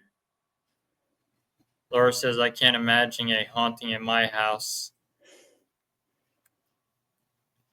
And majority of it in the house is somebody that once owned a house Mhm. that died there. They're possibly waiting for a loved one to leave. Maybe the loved one is still alive and just sold the house, and they're waiting for that one to come, and then they'll leave together, or it's just standing its ground protecting its building. Mhm. Because to them, you're trespassing in their space. Right. So that's why they get aggressive because it's like your own house, your own dwelling. If you break into somebody's house, what are they going to want to do? They're going to want to hurt you Right. because they feel threatened. So that's Mhm. what a same scenario with a ghost that doesn't realize they're dead and they still think they're living in the house. Mhm. And it could be the last place they saw when they died, too. Right. Right. So a lot of them get trapped. Laura said people are opening their eyes now. Mhm. And I mean, like your demonic stuff is rare too in cases. I mean, Mhm. you'll get them, but they're very rare when you know when you're dealing with something demonic.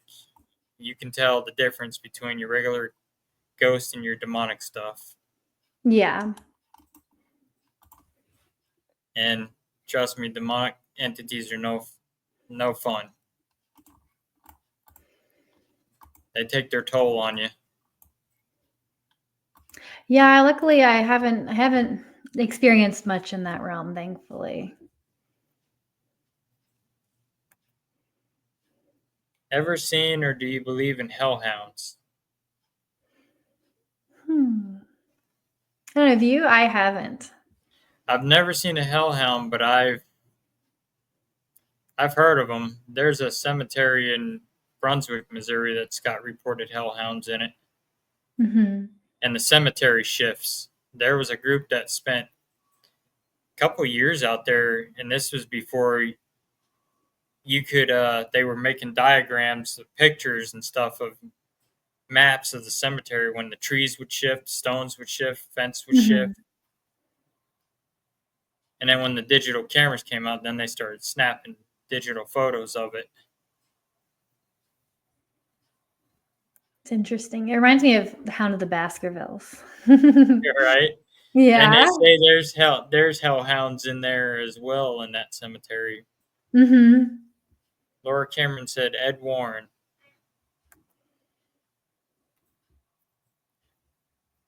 What about Ed Warren, Laura? I'll try to answer it the best I can. I never did get to meet Ed and Lorraine, so You know, when I did my interview for Weird World, we were going up and we were going to meet Lorraine, and she actually passed like the week before. Uh, I know, so we didn't get the chance to meet her, but I've heard wonderful things. yeah, Laura, Ed was a non-ordained demonologist. Him and Lorraine, that's what they studied, was the demonic field. It was it was very cool getting to go into his office there in the occult museum and getting to see his old equipment and like the tapes that he used, and I Oh yeah, love the history stuff. It was very cool. I love they brought it out to the Warrens Paracon. I was telling Wade Mhm. that I was glad they did that because then people could actually see what Ed and Lorraine actually used back in the day Yeah, to do their research. it was a different world back then. Yeah, to see that old tape recorders of his. Yes, they're huge. Yeah, It's like I have a friend that, he used to film for Nat Geo, like, way back in the day, and he would have to carry these giant packs, like, in the jungle. I mean, like, these huge, ridiculous like, he wobbles now because he's on one side with this, yeah, oblong, gigantic piece of equipment that has to, like, carry with them to transmit stuff. You're like, "What is" different world. Now it's, like, this big. yeah. Well, that's even like when Taps Ghost Hunters first come out. Them sound guys that they're carrying these big Yeah. packs on them, and then when they would have the experiences too, like Taps was having. Mhm.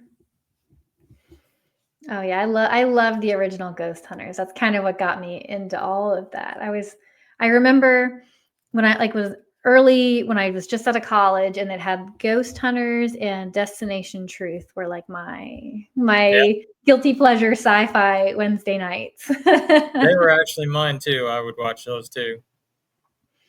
um, Josh Gates is a member of the Explorers Club too, and he hosts our gala events, and Oh, awesome! it was very cool. I mean, we've done a few of those together, and he's very fun. He's one of my like, he inspired me very much. Greg wanted to know: Are you gifted? Maybe yes. I mean, I grew up in a lot of the paranormal, the psychic stuff. I was very clairsentient, and it was something that I kind of shut off very young because I didn't, I just I didn't know how to process it, so I kind of, closed it out. And I it's something that I explore, especially with the meditation, but in a controlled environment like meditation. I love doing my like the Monroe Institute, the exercises, the things like that, and that's kind of when I allow myself to explore that more because I'm just all over the world and so many different places and so many different things, and I don't want to ever be too open. Yeah, that's a smart way. Especially like the ones that know how to channel, because you can Mhm. channel something into your body real quick. Yes. Yes. There was a gifted medium over, I think he's in England. He's passed on now. He would Mhm. do that. He was actually on the show Most Haunted. Derek Okay. Derek Akora. Mhm. He would do a lot of that channeling into those spirits and let the spirits take over his body. And That's scary to me. I don't it's like it's very unsafe in my opinion. It's too much for me. yeah, you have to have a buddy system, someone that you can trust with you if you're going to do something like that. Mhm. That knows telltale signs when to pull you out of it. That's Mhm. even doing Estes. You need to have someone with you that knows, because Estes too, you're opening that doorway to spirit communication.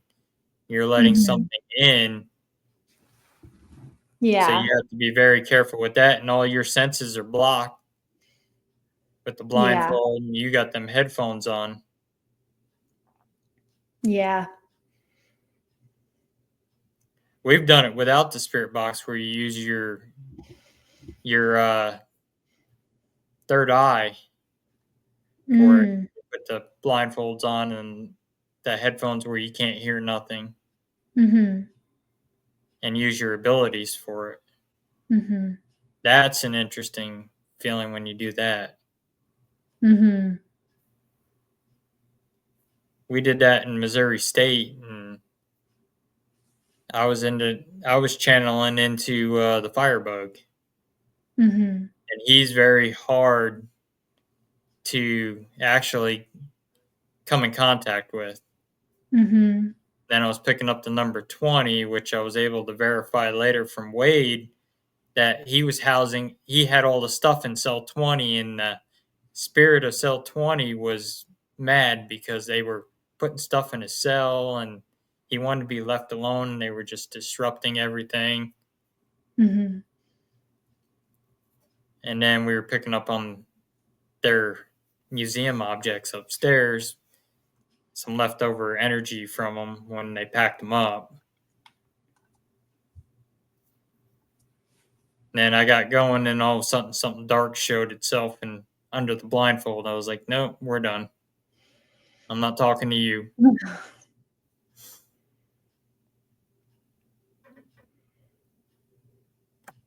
Greg goes, "You were not kidding." Laura goes, "Oh my god." Well, that's even like mirror scrying too. Is another good example for that. That will let something in at you also. Mhm.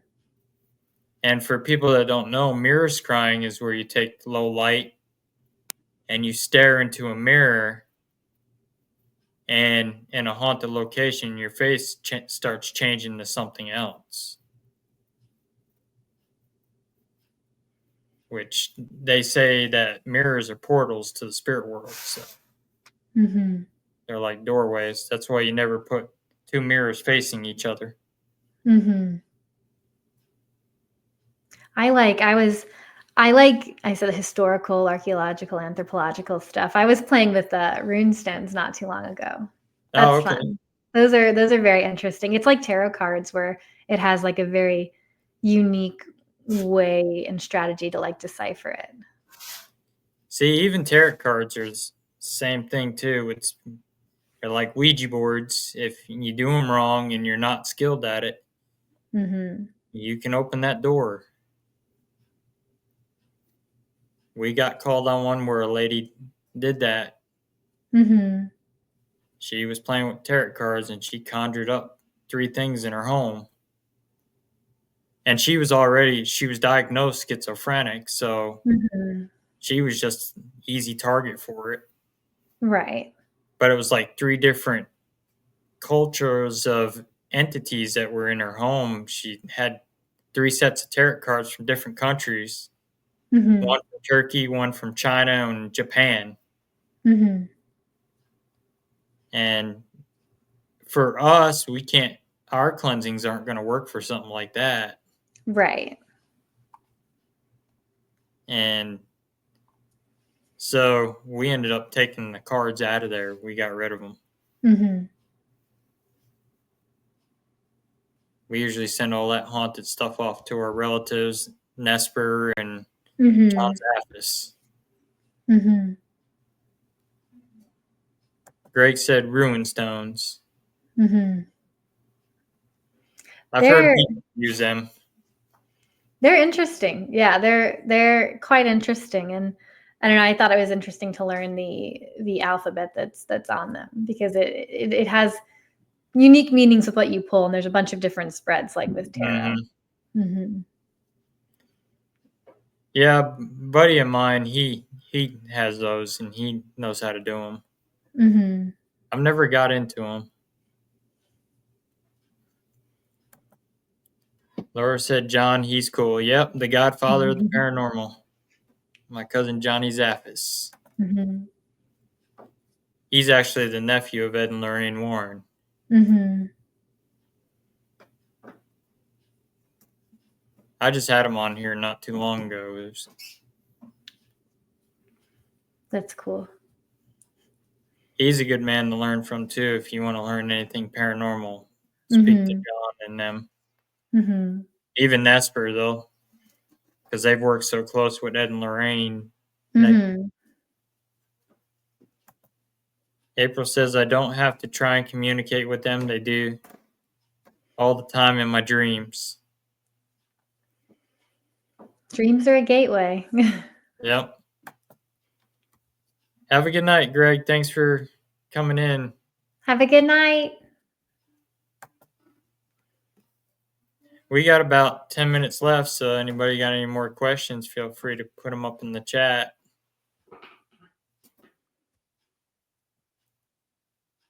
But yeah, like I said, if you come out to Missouri, just let us know. We'll show you some historic stuff. We got a Pythian castle out here. That's cool. Have Then you we got ever been to the Winchester House? no, that's another one that's on my list to go to. Winchester Mystery House. That one is it inspired the Haunted Mansion ride at Disney. And it's wild. That's a really we did that one and just it's like a maze. And they'll do like Halloween mazes through it now, Mm-hmm. which is crazy because it's a lot of stairs. You're just up and down and all around. Like you move through it so fast. And Greg said, "Nice to meet you, Mallory." nice to meet you, Greg. Laura said Zach Bagans was there. Oh yeah, I'm sure he's been there.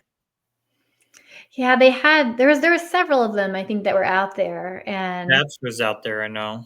That was like an early Taps too. I remember Yeah. that, and it's a very cool place. It's not what you would expect though because it's been so built up around it. So you see this beautiful towering house and you think that there's just like nature beside it. Right. And it has gardens, but it's not. There's like a Walmart or a Target like parking lot right next to it. You're like, oh, it's just in the heart of San Jose.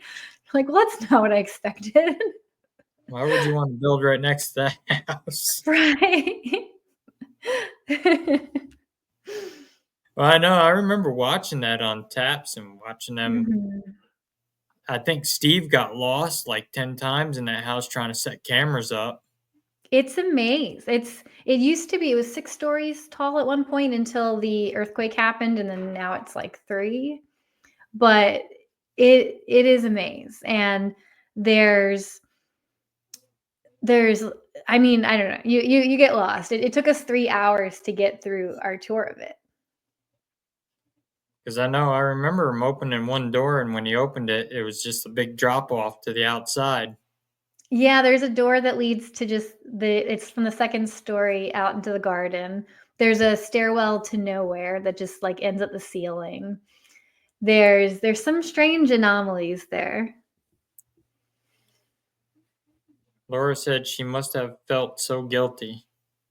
Yeah, that's the story. The legend for the Sarah Winchester was that like what they say is that she continued to build until she died. I think it was 38 years because of the people that were killed by the Winchester rifles because she was the heiress to their Winchester rifle Yeah. fortune. She gets a bad rep too though because I think she loved architecture and she Mhm. hired a lot of people and did a lot of good for the people that worked for her and kind of really took care of those people. And she was kind of demonized by society because she was quiet and not very sociable and didn't go Right. out much. So she was like, "Oh, that crazy woman building the house that doesn't come out." They kind of put a lot of slander on her when she was alive, and those, legends continue on. But she actually did a lot of good for like the community in San Jose. Mhm. And I mean, her house is still like this fun, wild space today. Right. Have you done the Lizzie Borden house yet? No, but I want to. That one intimidates me just because of how disturbing that was. I don't know. I want to. Have you? Not yet.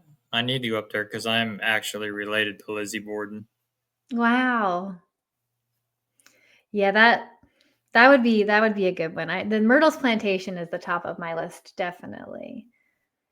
And I'm excited. Like I don't quite know what we're gonna do in Salem yet, but I'm excited to just be in Salem because it's so iconic. Right. Yeah. I've never been to Salem, but I've been by it. Mm.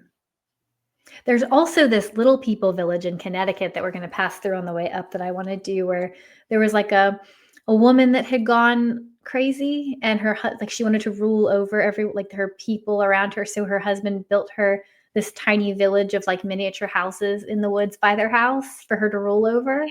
It's like a little people village is what it's called, and there's like a throne where she would sit around all these little houses in the woods in Connecticut. Right. And I want to stop by there because it's fascinating. Oh yeah, the Hawthorne Hotel. I've heard a lot about the Hawthorne Hotel. April, hope you broke any generational curses. All those relatives. Hey, I just found out about a year ago about all those relatives doing genealogy. Mm. Never heard of that woman. Oh, Sarah Winchester. She's a character. She was from New Haven, Connecticut, I think. She's buried in Connecticut, Mm-hmm. but then the house is in San Jose. We're supposed to go up to Rhode Island and go check out the vampire graves up there Mm. That's with cool. Keith and Carl Johnson. Mm-hmm. Which you met Keith was at the Warrens Paracon. Mm-hmm. We're supposed to go up with them and investigate some stuff. We were going to go to the Conjuring house, but now with all Mm. that mess going on, and Is it getting torn down? Is that what's happening? no, they just closed it. Oh, okay. They just closed it. Yeah, the city closed it because she was operating without a business license, and workman's comp Um, insurance, and she wasn't paying her employees, I guess. that's no good. Laura said it was the woman who ruled the little Oh, the people. Little People Village. Yeah, my friend just told me about that. We did a whole thing on the Queen Mary in October, and we filmed an episode of the show on the Queen Mary, and then we did Dark Harbor afterwards because they have the best Halloween experience of any place I've ever been, because there's like a park outside of it. So some of the mazes are out in the park, and then some of them are on the boat. So you're walking through like the old steam rooms and stuff of the boat in these like creepy haunted mazes. And I used to always go with my friends, so I met her there, and she was telling me about the Little People Village. And when I told her I was going to Salem, she's like, "You have to stop in there." So now it's on the list. Laura said no license for her. That's for the lady that owns Conjuring House. Mm-hmm. That whole thing is just a mess. The Queen Mary is very cool too. Yeah. The B340 is like supposed to be the really haunted room, and they have it all decked out to look like this Victorian era room now, and it's pretty wild. Nobody sabotaged you guys out there like they did Taps when Taps filmed Ghost Hunters out there. I saw that. That was crazy. Somebody went in and messed with their camera. Mm-hmm. I saw that. That was wild. I think about that every time I go on the Queen Mary. Yeah, that was a shame that they had to go on there and mess with their stuff. Yeah. I hate when people do that and then try to fake stuff like that. Mm-hmm. That was crazy. They just recently opened back up too, I think. I think the Queen Mary was closed from COVID and then was closed for a couple of years. Yeah. And then just So, recently opened back up. well, we got about 3 minutes left. Laura said there was a morgue on the ship. Mm. Anybody's got any more questions, feel free to post them up. We're getting ready to close the show out here in a few minutes. So if you want to get your last minute questions in for Mallory, feel free.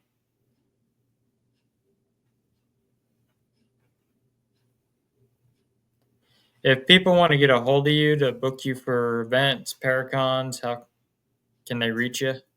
So you guys can reach me at mallorysadventures@gmail.com. It's MALORIES adventures@gmail.com. My website is the same. It's mallorysadventures.com. And you can watch Weird World Adventures on Amazon Prime.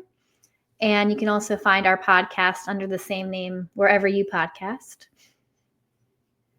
Awesome. Mm-hmm. And we're Weird World Adventures on Facebook, and I think Mallory's Adventures on Instagram. So. Oh, you're welcome, Laura. Thank you for tuning in. Be sure to Thank tune in you. every Saturday. I'm on every Saturday night. Unless I'm doing an investigation, then I won't be on, but there'll always be something on Saturday night. So if you want to hang backstage for a second, I'm going to close the show out. Thank you for coming on tonight. Thank you for having me. Oh, you're very welcome. And just hang back 1 minute. I'm going to close the show out. Sounds See you in a good. few. Thank you, everyone, for tuning in tonight. It was a good show. A lot of awesome information. Thank you guys for your comments and questions. We will see you guys next week. Same time, same channel. Have a good night, everyone. Stay safe out there and stay humble.